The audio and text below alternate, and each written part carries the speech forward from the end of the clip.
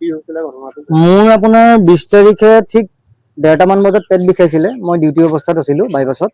তো মোৰ লগত সহকৰ্মী দুজন আছিলে। তো তেওঁলোক দুজনে মানে ক'লে যে পেট বিষাইছে, কি কৰা যায়। তাৰপৰা মোৰ এওঁ ভাইটি হয়, এওঁ মোৰ ভাইটিক ফোন কৰিলে। তো মোৰ নিজৰ খুখালি হয় মানে। তো এওঁক ফোন কৰাৰ লগে লগে এওঁ ক'লে যে এতিয়া ইমান ইমাৰ্জেঞ্চি যদি হয় আমি এজিলৈকে লৈ যাওঁ। এজিতে লৈ গৈ পেটৰ বিষে হৈছে, মানে জাষ্ট ট্ৰিটমেণ্ট এটা কৰিলে ভালো হ'ব পাৰে, গেছৰ কাৰণেও হ'ব পাৰে। তো এজেলে মোক লৈ গ'ল। তো মই তেতিয়া মানে পেটৰ বিষত অলপ চেন্সলেছ টাইপ হৈ গ'লো। তো এজেলে লৈ যোৱাৰ লগে লগে এজেত ইমাৰ্জেঞ্চিত মোক ৰাখিলে, সোমোৱালে। ইমাৰ্জেঞ্চিত সোমোৱাৰ লগে লগে আপোনাৰ মোৰ স্লাইন দিলে, তাৰপিছত ইনজেকশ্যন দিছে, পেইনকিলাৰ দিছে, কিবা কিবি দিছে আৰু এওঁলোকে কোৱা মতে পিছত। তাৰপিছত মোক ব্লাড টেষ্ট কৰিলে। তো ব্লাড টেষ্ট কৰাৰ পিছত অলপ দেৰি পিছত তেওঁলোকে আহি পেলাই কৈছে যে আপোনালোকৰ HIV হেপাটাইটিছ বি পজিটিভ, এইটো চাই লওক আপোনালোকে। 20 তাৰিখ হয় মই যেতিয়া গৈছিলোঁ, হেপাটাইটিছ বি পজিটিভ দেখাইছে। তো এওঁক ইমিডিয়েট আপোনালোকে গুৱাহাটী লৈ যাওক।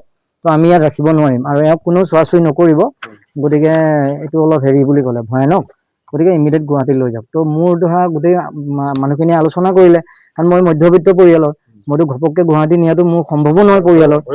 ভয়ো খাইছোঁ, কাৰণ মই ডিপ্ৰেশ্যনত ভুগিছোঁ হেপাটাইটিছ বি বুলি কোৱাৰ লগে লগে। তাৰপিছত মোৰ আলোচনা কৰি পেলাই মোৰ দাদা এজনৰ লগতো আলোচনা কৰিলে। তেওঁ ক'লে কি নগাঁও মেডিকেল কলেজতে আমি এডমিট কৰোঁ।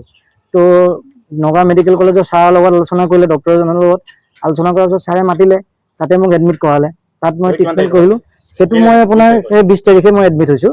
20 তাৰিখে এডমিট হোৱাৰ পিছত তাত মোক আপোনাৰ গোটেইখিনি টেষ্ট চেষ্ট কৰালে। মই 6 দিন থাকিলোঁ তাত। 6 দিন থকাৰ পিছত মই সুস্থ হৈ ৰিলিজ হৈ আহিলোঁ। তাৰপিছত আপোনাৰ তাত যিটো মোৰ ব্লাড আকৌ ল'লে হেপাটাইটিছ বিৰ কাৰণে, তো সেইটো ব্লাড ৰিপৰ্ট আজি আহিছে। এইটো চাওক আপোনালোকে, এইটো নিগেটিভ আহিছে, ডিএক্টিভেট।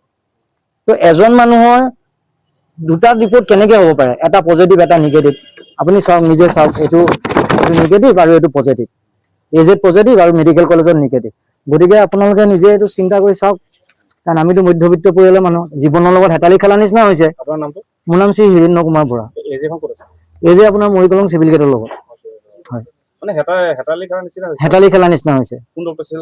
ডক্টৰজনৰ নাম গম নাপাওঁ, ইমাৰ্জেঞ্চিত নিছিলেতো, তেখেতক নাম গম নাপাওঁ ধৰক। তেওঁলোকৰ চিষ্টাৰো আছিলে। তেওঁলোকে মানে এনেকুৱা এটা পৰিৱেশ সৃষ্টি কৰি দিলে যে ইমিডিয়েট মোক ইয়াৰ পৰা লৈ যাওক, কোনেও নুচুব, এওঁ পজিটিভ পেচেণ্ট, এনেকুৱা মানে বহুত কিবা কিবি আৰু। মোৰ ৱাইফেও ভয় খাইছে, নাৰ্ভাছ হৈছে, কাৰণ মই অকলশৰীয়া এটাই ল'ৰা, মা, মই আৰু মোৰ ৱাইফ আৰু এওঁ মোৰ ভাইটি, ইও নাৰ্ভাছ হৈছে।